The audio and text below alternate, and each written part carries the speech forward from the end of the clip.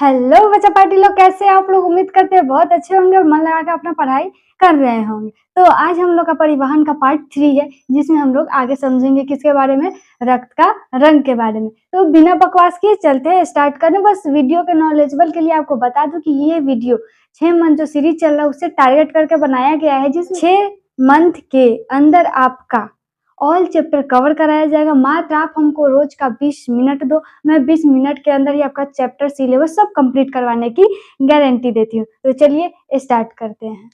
देखिए चैप्टर का नाम है परिवहन। क्लियर है क्या होता है परिवहन, ये सब समझा चुके हैं। अब देखिए है रक्त का रंग, यानी कि रक्त का रंग का मतलब क्या है।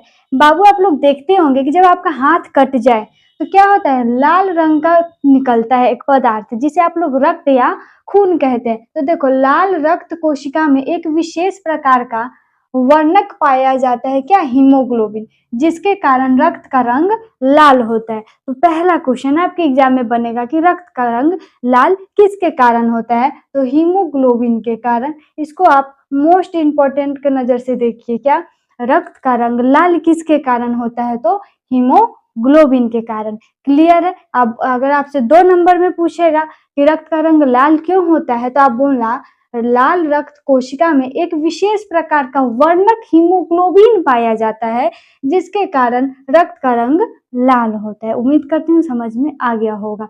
हीमोग्लोबिन कैसा होता है, तो ये देखिए, ये है आपका हीमोग्लोबिन युक्त रक्त। एंड अब देखो ये जिसमें आपका हीमोग्लोबिन नहीं मिला है। तो इस दोनों को देखने से आपको क्या पता चल रहा है कि एक का रंग सफेद है, एक का रंग लाल है। मतलब क्या हुआ इसका कि जिसमें हीमोग्लोबिन रहेगा उसका रंग लाल होगा, जिसमें हीमोग्लोबिन नहीं रहेगा उसका रंग सफेद होगा। आगे पढ़ेंगे इसके बारे में, चलिए देखते हैं।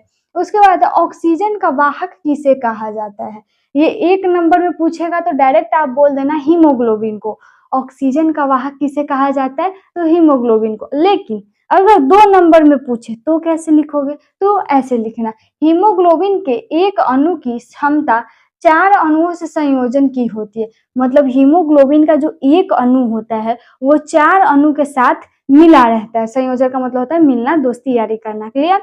इसीलिए हीमोग्लोबिन को ऑक्सीजन का वाहक कहा जाता है। आप बोलना हीमोग्लोबिन का जो एक अणु होता है उसका क्षमता होता है कि वो 4 अणुओं के साथ संयोजन यानी कि दोस्ती यारी कर सकता है, जिसके कारण इसे ऑक्सीजन का वाहक कह दिया गया है। तो उम्मीद करती हूँ ये वाला भी आपको समझ में आ गया होगा। अब अगला देखिए, लिखूं मैं ऑक्सी हीमोग्लोबिन। बाबू इसको आप ध्यान से पढ़ो। तो यहाँ पे लिखा है क्या, ऑक्सी हीमोग्लोबिन। से देखोगे तो लिखा है क्या, ग्लोबिन। यहाँ पे ऑक्सी, इतना से इतना तक अगर आप पढ़ते हो तो लिखा है ऑक्सी, और यहाँ से पढ़ते हो तो ये लिखा है हीमोग्लोबिन। ऑक्सी का मतलब होता है ऑक्सीजन, हीमोग्लोबिन तो यहाँ पे दिया ही है जो रक्त में वर्णक के रूप में पाया जाता है। क्लियर। तो जिसमें ऑक्सीजन मतलब वैसा हीमोग्लोबिन जिसमें ऑक्सीजन मिला रहता है, या वैसे हीमोग्लोबिन जिसमें ऑक्सीजन की मात्रा उपस्थित होती है, या ऑक्सीजन से संयोग करते हैं, या ऑक्सीजन से दोस्ती यारी बनाते हैं, वैसे पदार्थ को बोलते हैं क्या, ऑक्सी हीमोग्लोबिन। अब आपसे पूछेगा ऑक्सी हीमोग्लोबिन क्या है, तो बोलना देख भाई, हीमोग्लोबिन अकेले रहता है, देखता है वो ऑक्सीजन को तो बोलता है भाई तू मेरे से दोस्ती करेगा, वो बोलता है हाँ कर लूंगा। तो जो हीमोग्लोबिन है ऑक्सीजन के साथ दोस्ती कर लेता है, तो वो दोनों जब दोस्त बन जाते हैं तो उसका एक साथ नाम रख दिया जाता है क्या, ऑक्सी हीमोग्लोबिन। तो अगर आपसे 1 नंबर में पूछेगा कि ऑक्सी हीमोग्लोबिन क्या है, तो आप बोलना ऑक्सीजन के साथ संयोग करने वाले हीमोग्लोबिन। और 2 नंबर में पूछेंगे तो कैसे लिखिएगा, तो हीमोग्लोबिन श्वसन के द्वारा लिए गए गैस ऑक्सीजन। अब ऑक्सीजन कहाँ से आएगा, तो जब आप बाहरी, जो चैप्टर 2 में मैंने आपको बताया था, बाहरी वातावरण से जब श्वसन क्रिया हम करते हैं तो जो हवा होता है उसमें और तरह के भी गैस होते हैं, उसमें ऑक्सीजन भी विद्यमान होता है। तो श्वसन क्रिया के दौरान जो ऑक्सीजन हमारे अंदर लेते हैं वही उसी से वो संयोग कर लेती है, जिसे ऑक्सी हीमोग्लोबिन कहते हैं। क्लियर। श्वसन क्रिया के द्वारा जो ऑक्सीजन हम लेते हैं उस ऑक्सीजन में हीमोग्लोबिन के साथ संयोग करना, दोस्ती यारी करना, क्या कहलाता है, ऑक्सी हीमोग्लोबिन। जस्ट इसका अपोजिट होता है क्या, कार्बोक्सी हीमोग्लोबिन। क्या, कार्बोक्सी हीमोग्लोबिन। तो यहाँ पे क्या देखोगे तो यहाँ पे लिखा है कार्बोक्सी, और यहाँ पे आप देखिएगा बाबू तो यहाँ पे लिखा है हीमोग्लोबिन। हीमोग्लोबिन। तो इसका मतलब तो आपको पता है हीमोग्लोबिन क्या होता है।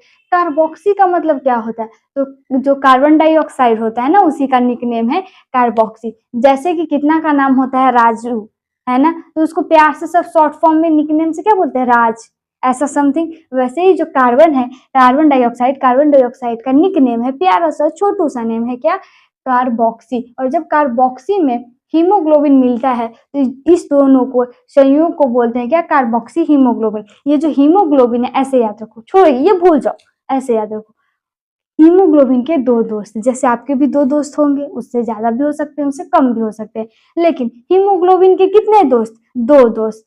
कौन कौन, क्या है ये, ऑक्सीजन और ये कार्बन डाइऑक्साइड। मतलब हीमोग्लोबिन के कितने दोस्त, कार्बन डाइऑक्साइड और ऑक्सीजन। तो अगर हीमोग्लोबिन ऑक्सीजन के साथ रहेगा तो उसको बोल देंगे ऑक्सी हीमोग्लोबिन, अगर हीमोग्लोबिन कार्बन डाइऑक्साइड के साथ रहेगा तो उसको बोल देंगे कार्बोक्सी हीमोग्लोबिन। तो उम्मीद करती हूँ इतना आपको अच्छा से समझ में आ गया होगा। बाबू मैं आपको बार बार बोलूँ, अब दिन का मुझे 20 मिनट दो, पूरा क्लियर करवाने की गारंटी मेरी। अब इतना में आपको इतना सा भी अगर डाउट है तो आप अभी के अभी कमेंट कीजिए, मैं उसका सॉल्यूशन लेकर जल्द आऊंगी। तो अब इतना सा और बचा है, चलिए उसको देख लेते हैं, फिर वीडियो को समाप्त कर देंगे। मैं ओवरलोड बिल्कुल नहीं देती और बिल्कुल नहीं लेती हूँ, क्लियर। तो चलिए अब आगे देखते हैं।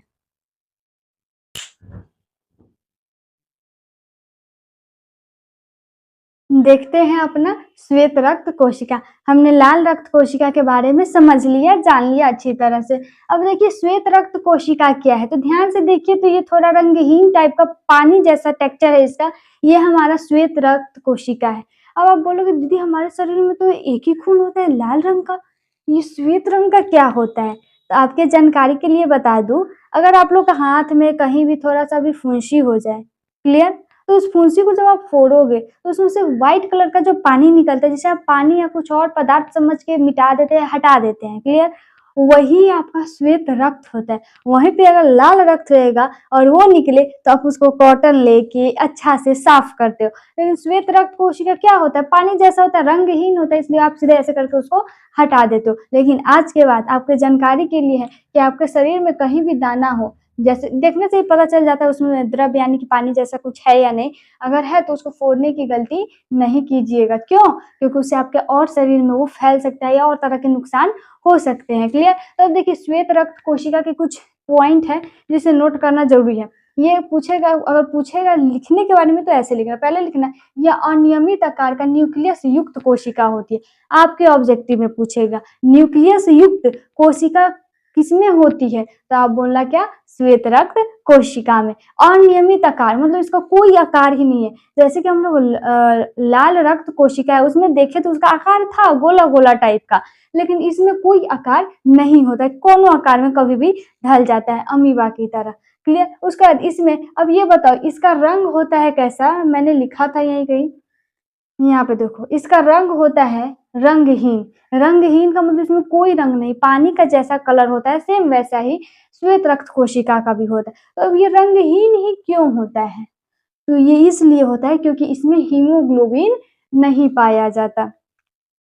अब जिसमें हीमोग्लोबिन रहेगा वही तो रेड होगा या लाल होगा। अब इसमें हीमोग्लोबिन होगा ही नहीं तो इसका कोई रंग आएगा नहीं। तो अगर आपसे पूछेगा श्वेत रक्त कोशिका का कलर कैसा होता है, रंग कैसा होता है, तो आप बोलना श्वेत रक्त कोशिका का कोई रंग नहीं होता, वो कैसा होता है, रंगहीन होता है। अब देखिए लाल रक्त की अपेक्षा इसकी संख्या कम होती है।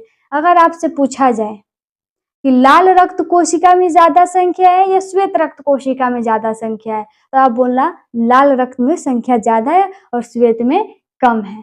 इसको आप ऐसे भी याद रख सकते हो, ट्रिक है एक तरह से। जब आप यारा लवा लिखते हो ध्यान से देखना, जैसे आप लिख दिए या र ल व लिख दिए, उसके तालाबे सा मूर्धन्य सा, बाद में कहीं जाके आपको आता है तालाबे सा, तो पहले क्या आया, पहले हम लोग का आया ये व से भी पहले आया क्या, ल आया, यहाँ से देखते ल आया। तब देखो आपको पता है कि सबसे बड़ा ये उससे छोटा है, ये उससे छोटा है। अगर इस दोनों में अपेक्षा किया जाए तो पहले जन्म इसका हुआ ल का, फिर बाद में रशा का हुआ, तो सबसे ज्यादा ल यानी कि सब ल से लाल रक्त कोशिका यानी कि लाल रक्त कोशिका की संख्या ज्यादा होता है और श्वेत रक्त कोशिका का संख्या कम होता है। उम्मीद करती हूँ ये आपको टॉपिक क्लियर हो गया होगा। अब आगे देखिए एक आया रक्त पट्टिका अणु।